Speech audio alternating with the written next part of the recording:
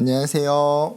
9월 20일 월요일 날마다 죽기로 큐티 가이드입니다. 오늘 함께 나눌 본문은 호세아 2장 14절부터 23절까지 말씀입니다. 하나님은 2장 전반부에서 이스라엘의 범죄로 인하여 그들의 모습을 음란한 아내로 비유하고 계십니다. 그들의 우상 숭배로 인해서 하나님은 그들에게 벌을 내리신다고 말씀하셨습니다. 2장 13절에도 내가 그에게 벌을 주리라. 그런데 14절부터 23절까지의 내용은 심판의 내용이나 책망이 아닙니다. 오히려 정반대의 내용이에요. 심판을 받아야 하는 이스라엘, 소망이 없는 이스라엘을 여전히 사랑하시는 하나님의 모습이 잘 드러납니다. 하나님은 자신을 배신한 음란한 여인을 포기하지 않으세요. 그리고 다시 그녀에게 기회를 주고 계십니다. 14절 15절 그러므로 보라 내가 그를 타일러 거친 들로 데리고 가서 말로 위로하고 거기서 비로소 그의 포도원을 그에게 주고 아굴 골짜기로 소망의 문을 삼아주리니 그가 거기서 응대하기를 어렸을 때와 애굽 땅에서 올라오던 날과 같이 하리라. 남편을 떠났던 이 여인을 사랑으로 타이르신다는 거예요.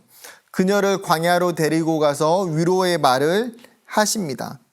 그 광야는 고난의 장소이기도 하지만 새로운 삶을 시작하는, 새로운 삶이 태동하는 장소입니다. 뿐만 아니라 그곳은 어떤 곳입니까?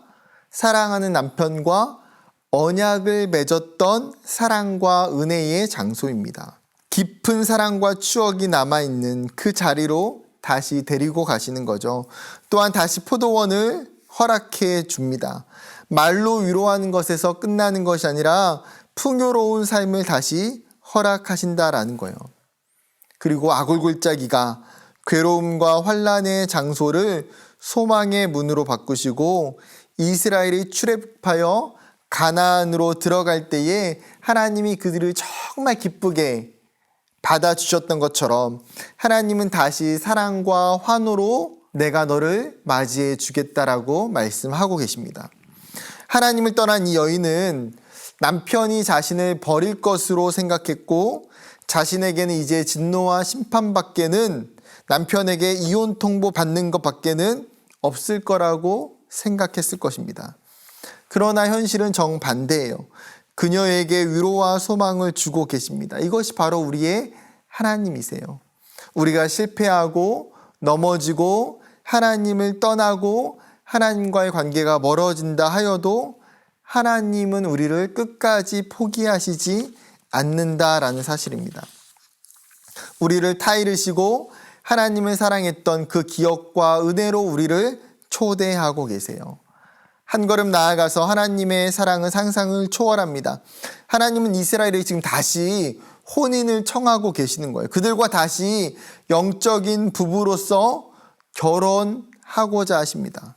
16절 여호와께서 이르시되 그날에 내가 나를 내 남편이라 일컫고 다시는 내 바알이라 일컫지 아니하리라.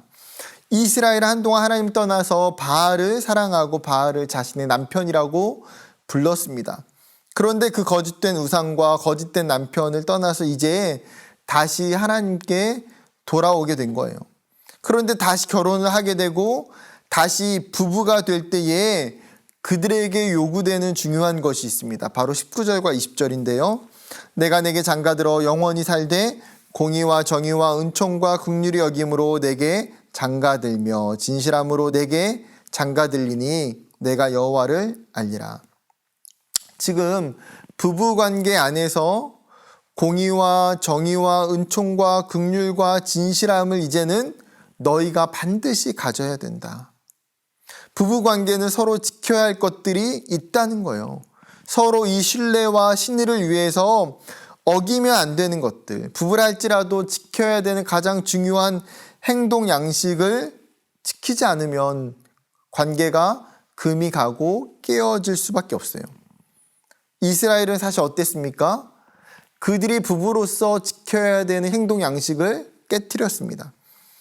자신의 영적인 정결을 지키지 않고 우상을 통해서 영적인 간음을 했고 공의와 정의가 사라졌습니다. 하나님을 향한 진실함도 신실함도 사라져 버렸습니다. 부부로서 서로 존중하며 지켜야 될 모습이 전혀 보이지 않더라는 거예요. 그런데 다시 한번 이런 모습이 생겨난다면 다시 결혼한다고 해도 오랫동안 그 관계가 유지될 수 있을까요? 불가능합니다.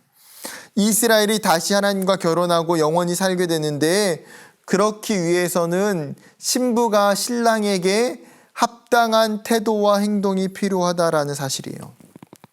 그렇다면 여러분, 이스라엘이 아닌 우리는 어떻습니까?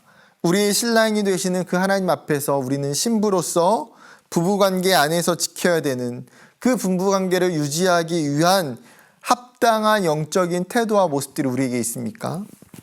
부부관계는 절대 일방적이지 않습니다. 남편이 아내를 헌신적으로 사랑한다고 해서 그 관계가 유지되는 것이 아닙니다.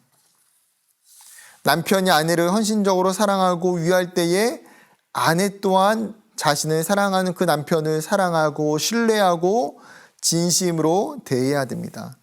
그 아름다운 영적 부부의 모습이 하나님과 우리와의 그 관계 속에서 그 사이에서 나타나기를 원합니다.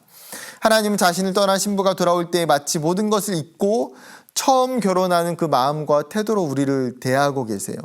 사실 어떤 남편이 자신을 버리고 떠난 아내가 돌아올 때에 처음 마음, 처음 태도를 유지할 수 있을까요?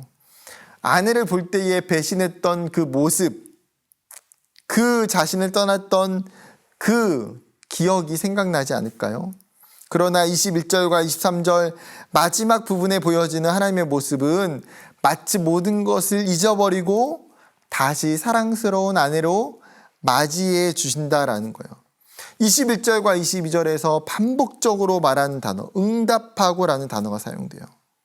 남편이 하나님께서 응답하겠다라는 거예요. 쉬운 말로 내가 가만히 있는 것이 아니라 내가 너에게 반응하겠다. 너를 사랑하는 삶을 다시 보여주시겠다라는 거죠. 나아가 뿌리가 뽑혀져 버린 나무와 같은 이스라엘을 다시 뿌리를 그 깊은 땅 속에 심어 주십니다. 그 땅에서 다시 자라날 수 있도록, 다시 보호받을 수 있도록, 다시 열매 맺을 수 있도록 하나님은 자신의 사랑하는 이스라엘을 긍휼히 여기시며 다시 백성 삼으시겠다고 약속하세요. 사랑하는 여러분, 우리는 연약한 죄인이기 때문에 하나님을 떠나고 배신을 할 때가 있습니다. 그때 사실 다시 돌아가는 것이 창피할 수도 있고 염치가 없을 수도 있어요. 돌아가고 싶어도 발이 도저히 띄어지지 않을 수도 있어요. 그거는 우리의 생각에 불과해요. 하나님은 집을 떠난 탕자가 다시 돌아오기를 기다리시는 분입니다. 자신을 떠난 사랑하는 아내가 다시 돌아오기를 기다리시는 분입니다. 그분은 다시 우리와 혼인하기 위해 그분의 인내와 용납과 사랑으로 우리에게 다가오세요. 그리고 우리에게 다시 한번 거룩한 신부로서의 기회를 허락해 주십니다. 이 용서와 사랑의 하나님, 회복의 하나님을 기억하며 그분 앞에 온전히 나아가는 저와 여러분이 되기를 주님의 이름으로 축복합니다. 감사합니다.